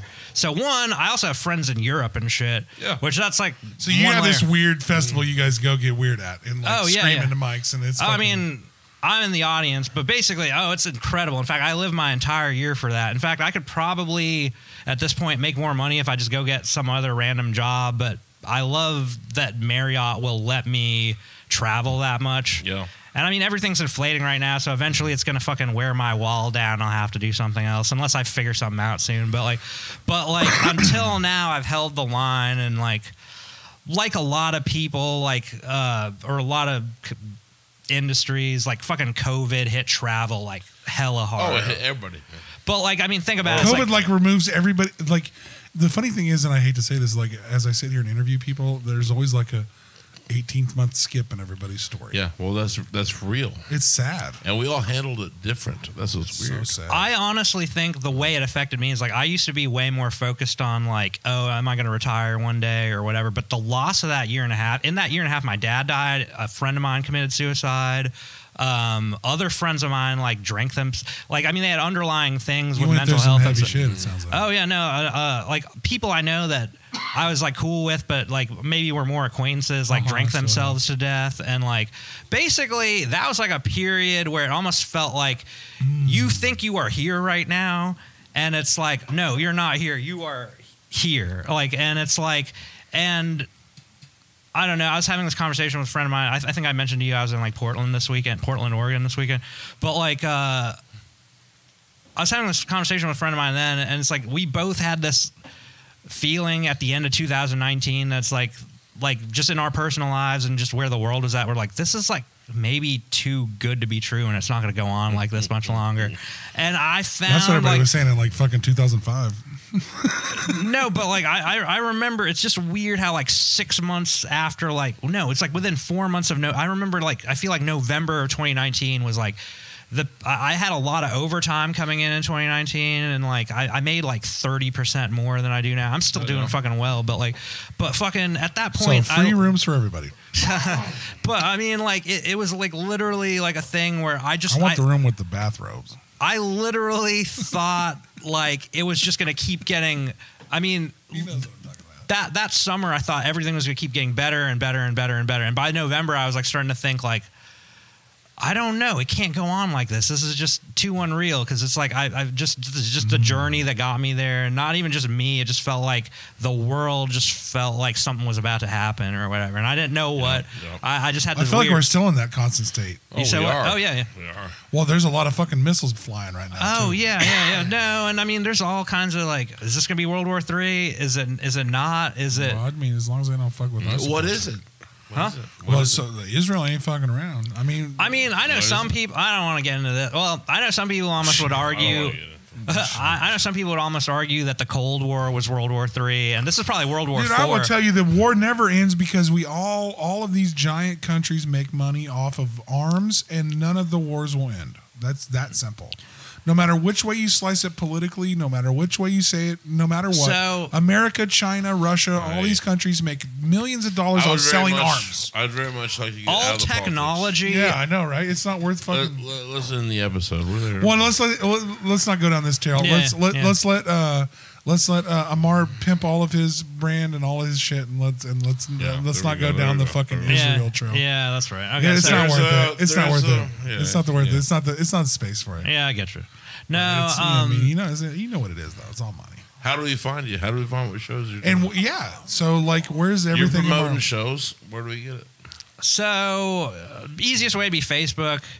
If you got like a more professional type like reason to connect with me, find me on LinkedIn. You can find him on LinkedIn, and you can find him, and you want to connect everything to his personal business thing too, because he's really. You want to make sure you show a bunch of nudes and a bunch of things to his Marriott page. He wants to really make sure that there's a lot of solicit pictures that help his professional career. Illicit. No, I'm on Instagram too. Like, I mean, that's the funny thing. That's the one we need to work on too, dude. Instagram. And we all need to. So I've got a YouTube channel called like miserly_portions, like, where it's all just videos of bands I get a clip of, like when I'm on a trip or whatever. I usually just do one song. I don't sit there taping the whole set usually, unless you just find one and get over it. That's how I do the same thing. Yeah, but it's like I'm not clipping this all night. God damn it, I gotta watch this. No, shit. and I know a lot of people who are just like, hey, here's like 10 seconds of this just to give you an idea. I'll at least get a song out of it. I try to do 30-minute content creators were in that like weird vibe of like 20 seconds to like a minute and a half. Yeah. Oh yeah. Like that's where you try to land. Like if they nail 3 minutes top, if you got some game. If they're killing it, give them 3 minutes. If you got something. But I tell you right now, as a content creator, if you do anything over 3 minutes, people balk at it pretty quick. So you're about nailing it. It has to be really good. To get 3 minutes. I didn't talk about this, but like so through that, like I've had things I've taped be in music videos, or at least like people like from labels have been like, hey, can I use that footage to promote the record that band you taped was about to put out and stuff. And so through that, I'm saying like, I don't know how much longer it'll go on, but as long as I work for Marriott and I'm like moving around, like I am slowly building a network, and a network that has a network. And it's like basically if I can get the funding, I could like fundamentally change this town, I feel like. Yep. And like, I don't. So he needs $8. There are things we can do here, bro. So I started talking about Roadburn earlier. So it's like I looked up Roadburn, and this isn't going to happen yet. I mean, this is my dream one day, but this wouldn't happen like now. I looked up. It's like, how much does it cost to put on Roadburn every year? Like how much by the time they paid all the bands and whatever, what does it cost? Oh, we got some battery issues. Oh, sorry. Are we good, John? Well, don't forget. Keep going. Okay. The we're recording. The audio's okay. No, so basically, they spend like $800,000-$900,000 on Roadburn every year. So here's what's really funny, right? This is where it gets scary with the AI thing, right? I asked it to estimate how much they spent on ICT Fest. Oh, wow. Okay. And then I went and asked Matt Zardos, is like, hey, this is what ChatGPT said it cost. They gave me an estimate, and it was a certain range, and then I asked him, what ChatGPT? High end, right? Yeah, it's basically like, hey, 700,000. Yeah. It was basically like, hey, what did this Be cost? surprised how I could crunch numbers. You know, like, yeah, I'm not going to disclose that for that one, but like, it was basically like, it was just funny because he was like, no, it was literally within the range again. It was in the higher end of that range, but not the very highest. But like, it was. But it put you where you were supposed to. So it was in the middle of what? It was like in the 75th percentile of like what. That's not bad. And when he told me that for this year, where like other years may have been more, may have been less. But the point is, fucking AI isn't fucking around with that shit. So basically, through that, you're making me nervous. I can look at like other music festivals, and I know how to like ask it the right questions to like help me figure out how much they're paying for that. Right. So I went to a thing in Pittsburgh in August, and it was called Skullfest, and it's a big like crust punk music festival. It's like crust punk, dude. I'm telling you. Let's right over that. Let him go. Do you know what crust punk is? Or no? I just love the fact that how much you know about it. My favorite thing is about that you could literally write a synopsis. What a great word I pulled out there. Well, have you ever? You could write a synopsis of the genres of fucking music, maybe like, better than any other human being I've met so far. Yeah, and then some of that is just because I have exposure to like other parts of the country. You've seen and you like a lot of shit, like literally from the punk to metal to hardcore, grindcore, all that. All jokes aside, I've been making a joke about this, but like really, I think of all the people I've heard, you are more capable of writing a synopsis of the different genres than anybody I've ever met. Yeah. Like you know a lot lot about it, man. I would accept that. So well, and so that's where it gets really funny, right? Because like people ask me this all the time. Dude, you're fucking like your knowledge is fucking wide, brother. people have told me, it's like, dude, you are a Middle Eastern-ish Indian dude from Kansas, and you know all this stuff about punk. How'd you get into it and stuff? And it's like basically, I feel like I just liked it because it was like fast and my mind. I think you moved just fast. like what you like. But like, You don't get to pick. But it was also just funny because it was like, just growing up and stuff. Like, I felt like this was like the first thing in American culture that I felt like was like, oh, this is for me. And this is like the gap, bridges the gap between, you know, my family being from completely from a different place and like just being here. And like, this was the thing in the culture here that I was like, I fucking, yes. Did you feel that when you got the guitar at like 12? Was it you already right there with like heavy metal, punk, fast paced music? I had to like fucking find out about that stuff. And you too. Yeah. Same for you. Like, and same for you, even John. Like you guys don't all weigh in on this as musicians. Like, how do you find your path?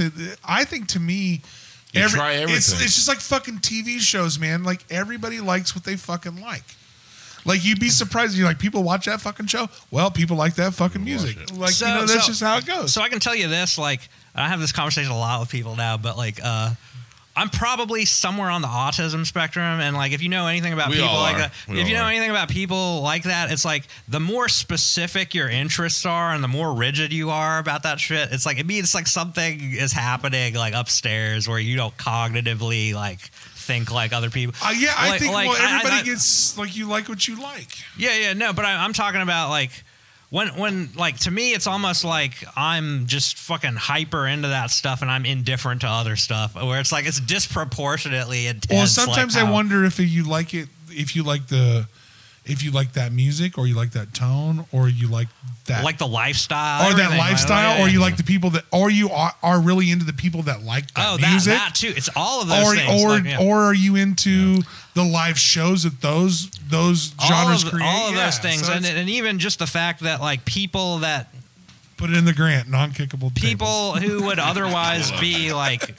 People who would otherwise be like rock stars and other genres, or like dudes you could just totally walk up to and they'll give you their phone number, and then your hero is your friend. So it's like there's a separation, but like it's like they're like it becomes like a thing where they're not objectively a rock star because they're not on MTV and stuff, but they're like a rock star to people that care about what they do. I think you're a rock star if you go out and rock it. Yeah, exactly. Like, you know what I mean? You've been a rock star before. It's a drug. Yeah, I've been on stage before. It's a drug. I'd like to be on one again. You've even talked about, I've even liked to see you being a bassist meticulously controlling the band from the back end. I like you even called it shadow government. I love that you called the shadow government. You called the bassist the shadow government of the band. I love that. That was fucking brilliant. So funny you mentioned that. Like a friend of mine and I so this gets into a whole other can of worms of topic, but it's an interesting one to bring up. But we got time. Okay. What we're gonna do is make Aaron look like that. And I'll preface this by saying like I'm putting this out there because I just want people to think about it. And it's like whatever, we can all do what we want to do. We all want to live the way we want. This is your motto. End it on this note because we're gonna wrap this up right here. Okay, cool. I think like one thing here is like the culture is very family oriented in Wichita, where like everyone has kids and stuff. Right. So a friend and I are starting a band, and he has kids for sale. Well, but my buddy's got a kid and a stepkid, right? And we're starting a band, and it becomes like this thing of like, since I can like move around a lot and I can take a lot of time off work, like I want to start a band that can tour, because I feel like in Wichita I'm not going to get very far, like with what I like, and and especially like I don't know, like I have like one. I will always say it's hard to get famous in your own hometown. Oh yeah, exactly. It's also because you have to give it away for free the whole time. And exactly. You know, so like it's hard to get famous in your own hometown. Yeah. You know because you give it away for free the whole time while you're learning it.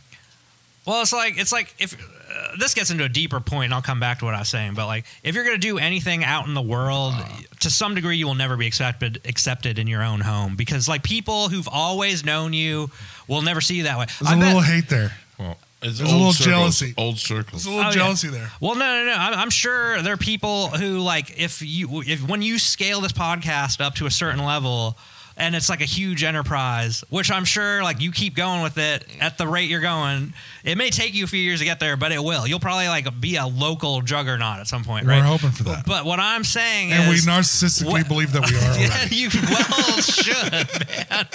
You well should. That's the attitude. But what I'm saying is... There are people who probably knew you before you do any of this, and they'll just be like, "Why them? Why were they chosen?" And it's like, and I'm not paying $10 to come to their show. Yeah, exactly. And it's like that's how it works for bands too. Like the same, it works for the same for bands and promoters. You'll get crabs in a bucket energy from people that are fucking. You got to do this now. Yeah. So you relate to what I'm talking about. You're right. Like it's hard to get. Like I say, I want to make a shirt that say it's hard to get famous in your hometown. You will be legitimized. It's almost impossible. Okay, so funny story. Okay, hold on. Hold on. I like that. That tastes like buttons. I didn't feel like down the whole thing, but like, okay, like what I'll say is, so for example, you know that whole Seattle thing that happened in the early '90s with like grunge. Nirvana, grunge, all that.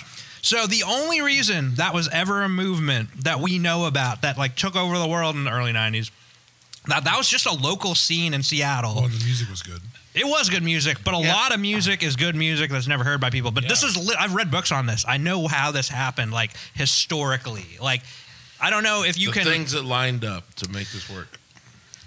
They got like some journalist from like England to write about that scene, and that was like at a time where people in Los Angeles or whatever weren't paying attention to Soundgarden or Nirvana or the Melvins Mudhoney, any of that. But this journalist, when you like pull Mudhoney out, like you know some things.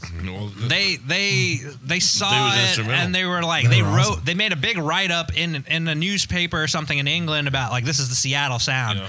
And then when international entities were talking about a Seattle sound, that's when like music press, grunge. Yeah, that's when major labels in LA and New York or whatever started like snooping around about what those bands were doing and stuff. What I'm basically, if anyone takes anything away from anything I've talked about tonight, I'm basically saying like we need to fucking generate that kind of energy here. We need to plug this place into the rest of the world.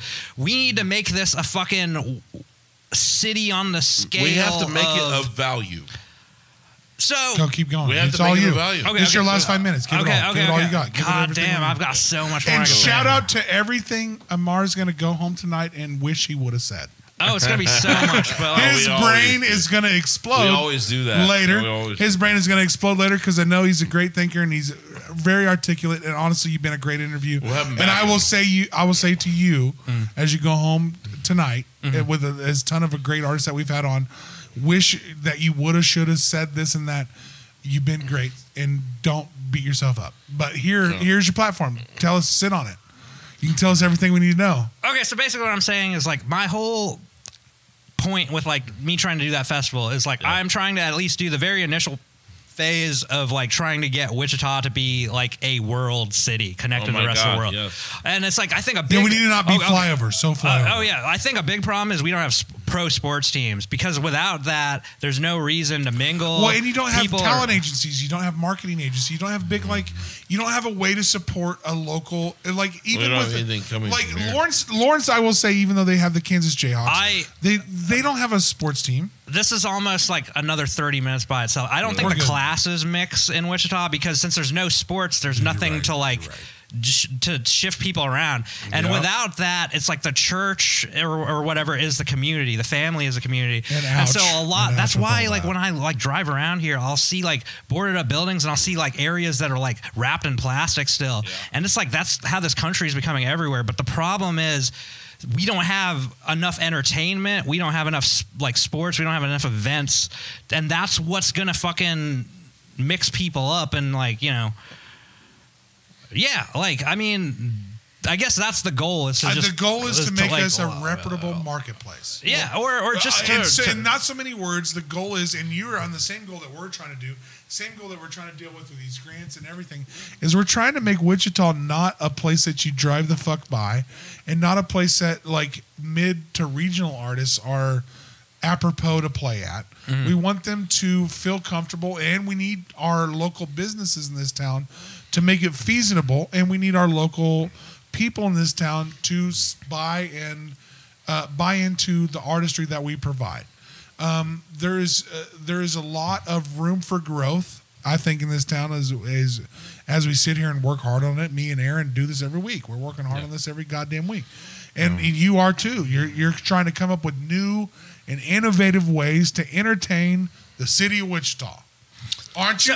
Yes, I mean, that's what we're doing here. So- the sad thing is, we're all sitting here trying to do that bullshit. Radical idea, And right? they're like fucking Radical idea. sad at $10. Okay. Tell me. If I can somehow duct tape 70 grand together, like through different sponsors, I know one who's like Guitar Center, and I could maybe get them through a friend to give me like 2. So we But gotta if I rob get, a like, bank. whatever it takes, man. Or make friends in other cities or whatever. But like somehow, if I could get fucking 70 grand to put on a big like punk metal goth whatever the fuck festival in 70 grand? middle.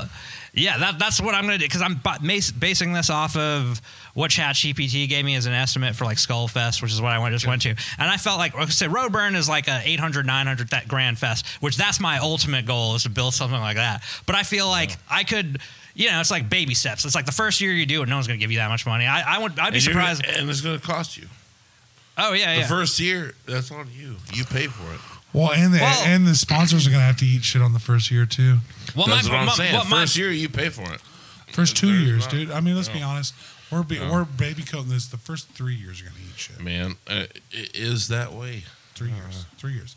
If you want to do something longevity, and I will tell you that the Damn Jam, and I'll give. But I also kind of. Oh, go ahead. So they built an infrastructure out at Lake Afton that they're going to do this for 10 fucking But they were years. absorbing that. That was in their cost. That was in They their projections. literally, and I will tell you. Oh. So if you look at the Damn Jam's business model, if you look at the Damn Jam's, sorry to get away from that, but if you look at the Damn Jam's business model, but you can take that same business model and scale it down to the shit that we're trying to do at our. Right. So, but I'm telling you right now, you're gonna the Damn Jam is willing to eat shit for 5 years.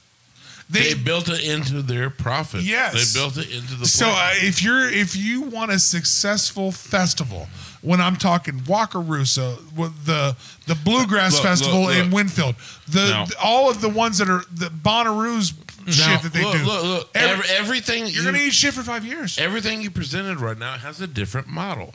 Yeah. And they're not all eating shit for 5 years. Well, There's no to different start with. models. There's no to different models there. To start. No, I think There's here's different models. They're not eating Can I say shit something? now. You're not eating shit now. please. No, I think a big part of this would be like to diversify risk between like people or sponsors. That's or right. whatever. That's what But I'm I saying. think like They're another part of different. it They're is. different. Okay, I can tell you this. I 100% have like the network or the network that has a network to pull something like this off. What I don't have is the capital to pull it off. Right. But then it becomes like. Well, the thing is, when you have to- investors, you need return. Well, yeah, you Oh, ROI. sure. But then that's You're so- putting yourself at risk now. You know what I'm saying? Oh, definitely. But like I think it all stands. Here or we are. Here we're saying it's kick me in the nuts if I do a festival. It all stands or falls on this basic idea, right? This is how I put this forth. If I can get bands that only play the East Coast or the West Coast that are like big bands that like don't Trying to make don't a Midwest market. like and it's like I'm the first one to ever book them within like 10 hours Trying to make a drive Midwest of here. market. Yeah. And it becomes like you stack enough of them to where it's like it gives somebody in Denver, it gives somebody in New York, it gives somebody or whatever. It's like, of course, not little everyone's bit of a advantage. reason to, okay, let's see what Wichita's about. There's a festival that weekend there. Like, I was at Skull Fest, which you've never even heard of, which, like, you've never even heard of, like, crust punk as a genre. But, like, I'm telling you, people from, like, all over the world were at this festival in Pittsburgh for, like, obscure DIY punk music and stuff like that. Oh, yeah. And the reason is it all comes back to if you build it, they if will you come. book them too, If you book them, they will come. the right ones, and well, You book them good, they'll come twice. but I will it's tell not you as this. easy. How many? Okay, so you both are promoters. But I can't And tell what's you. what's the last? What's the promotion that you fell flat on your fucking face? When's that happen? A lot. Dude, I got honestly- lots of stories there. Give me one. I got lots of The stories worst there. one. The worst one where you fell flat on your face I'm saying that I bought radio promotion and nothing happened. in like 2020. Nothing happened. No, I'm telling you, the money I spent on radio promotion did not reflect the crowd that showed up. Yeah, more people listen to They're our fucking charging me podcast. $2,000, 24,000. So what is your biggest fail as a promoter? Let's do this. Let's do this. What's my biggest failure? Yeah, Let's when get is outta when here. you eat shit? That's What what I'm are you trying. doing? Okay. Yeah, let's finish this off. The Aaron Austin Show. Remember that Ammar's wish he said 5,000 other things. I'll sit here all night and talk to Ammar, man. Yeah, me too. I We're gonna love as what soon you're as doing. we're gonna as soon as we wrap this. We're gonna sit here and talk to him. Probably so. Yeah. So you got 2 minutes of a platform. We're gonna run out of this after that. Go ahead. Say what you got to say. Okay. And explain this amazing shirt a little bit. Oh, The damn it. Spence Okay, is in a bad she smells. I love you. Can we explain the amazing shirt a little bit? okay, so the Shirt's a band from the 70s, great band. Or, I mean, they started in the 70s, but they were around till like the 90s. You got like a sweatshirt of it. Like it's fucking. it's a beautiful homage. I saw her play in fucking Belgium when I was there in like April for like a day, and like it was fucking amazing, and it made me cry at the one point, and like it was fucking beautiful. But like all that aside, okay, what were we talking about? The fest and like how to pull it off. We don't know. We weren't talking about anything. Yeah, it's more like I was never even here. It's more like the things I want to say exceed the parameters You owe of me the the time first we have, tonight, but. bitch. No, but shit. Okay, so as far I'll put you on a spot. okay, as far as fest, So tonight when you go to bed, so you don't feel like you said what you wouldn't have said. Here's what you should have said tonight. Right here. Here's your platform. God, here you go. I'm gonna start doing this to all of our guests. Jesus. Here you go. So your head doesn't. So when you go home and you're like, damn, I wish I would have said that. Here's your time. Nail it. And I promise Aaron won't say anything. long story short, find me on LinkedIn, find me on Facebook, find me on Instagram, find me on YouTube. YouTube. Find this guy at. You should look up How do we do it? Ammar? Okay, Miserly Portions is what I with an Miserly underscore Portions, is what I go on Instagram. There might not be the underscore on YouTube. Everywhere else is just my name, Ammar Osman. We'll put this all in the description. Okay, of this podcast. cool. And then Actually, next, as you say, Thanks, John. We love you. next, if you in any professional capacity can help me figure out how to navigate getting the funds to a festival like this. I will like fucking network with all my friends and like on the coast and in Europe. I think we can and we will fucking invade. We will fucking invade this place and fundamentally change it. And I mean, it may take a couple years to build up to that. And I have seen fests that are of scale fail and stuff like that. But I also know, I don't know, I believe in the force of what I can bring and fucking. I feel like that's everything. Belief is everything. Like it's just like if you don't fucking trust it, that'll show in your you're not week. trying. If you don't believe in it, no one else will believe in it. Again, you say what we've said a lot of times. If you're not passionate about it, why should I be? Exactly. Yeah. Like, So I tell that to everybody. There are people I've literally put on shows I've booked, and I've given them flyers that I made. They had all the heavy lifting done for them. They just had to pass them out to people, and they won't do that. And it's like if you can't do that for your band, you're not going to do that for a touring band. And you can't bring your 15 friends that should pay. That band is going to come to Wichita. They're going to have a lame show. They're going to tell all their friends it's not worth it to come here. And you didn't just fuck up that show. You fucked up our chance to be something more. And really, my whole thing is like, let's fucking end all of that. Like let's bring fucking big city, fucking emerging city energy to this place. I'm in. Let's make this a place where it's not just the family lifestyle as the default and there's no other path for a person. Let's make this a place where maybe other employers would come. So this motherfucker for mayor.